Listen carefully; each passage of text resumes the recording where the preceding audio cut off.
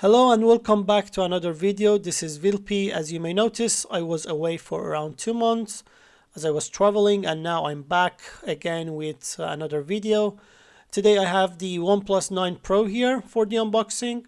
It took me a while to be able to get my hands on this specific color of the lineup because it seemed OnePlus had some difficulties in supplying the pine green color. Anyhow, here we have it now. This is the European version. Here in Europe, we get the new OnePlus 9 Pro with the same price we had the last year 8 Pro, which is €9.99. So no price increase here for us. That's good. I bought this for my own use, so I bought the highest specs.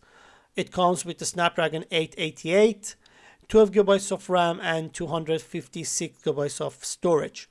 The box is very similar to the previous years. Maybe the only difference is the cooperation between OnePlus and the Hasselblad in the camera department. There has been a lot of hypes around this, but I will put this in test and I will do some camera comparison to see how good this camera is in practice. So let's go and open the box. Let's see what do we get here. We have the welcome note, some paperwork, and this time there is no sticker. OnePlus used to place some OnePlus brand stickers always in the box, but at least here we don't get it. Let's have a look at the other things we get in the box. Like always, we have a case coming with the phone. This time the good thing about this case is that it's not a transparent case. The quality is same as the previous ones, but it's matching the color of the phone. The problem with the transparent cases we got previous years was that they get some kind of yellowish color after like couple of months of usage and they are not anymore usable. But this is a good one. I like that we have this color matching the color of the phone. With the phone we also get the power adapter. It is the exact same power adapter we got in the OnePlus 8T last year.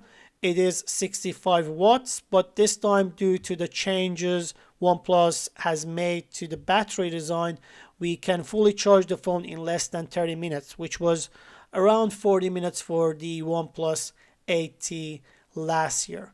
So we have a 6.7 inches AMOLED display with a punch hole for the selfie camera. There's a screen protector installed on the display out of the box.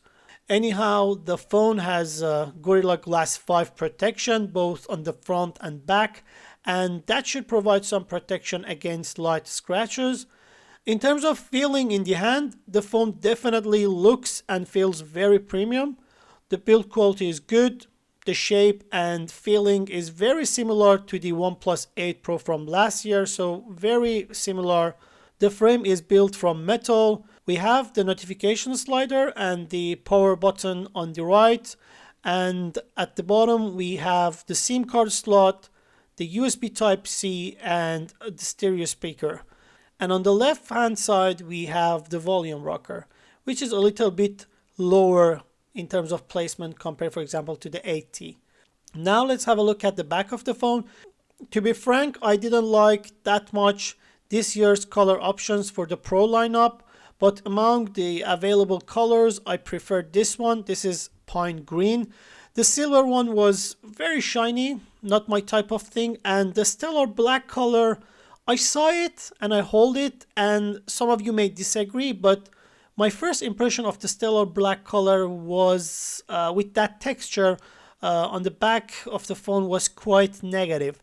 So it didn't feel as premium as this one, and it felt like a cheap plastic to me, even though I know some of you love that color and the texture, but that was my feeling. This pine green color is my favorite. It is not really green. I think it's a mixture of green and sometimes some specific gray color. Depending on the light direction, the color can change a little bit, not that much. But overall, I like this color in the available options that we have. We also have the new camera module here. It is similar to the placement of the camera on the 8T, but of course with totally different hardware setup. We can also see the Hasselblad branding on it. And one thing I like is that the camera bump is not as large as it is in the Samsung S20 series lineup. It is more similar to the iPhone 12 Pro this year, and it's quite minimal. I will do the camera tests, and also I will do some speed tests between the 9 Pro and some other phones. So make sure you subscribe to my channel to see those upcoming videos. So here we have it. The display quality is in flagship level, definitely very sharp, very bright, and the color is very good. It's Quad HD and it supports high refresh rate from 1 to 120 Hz.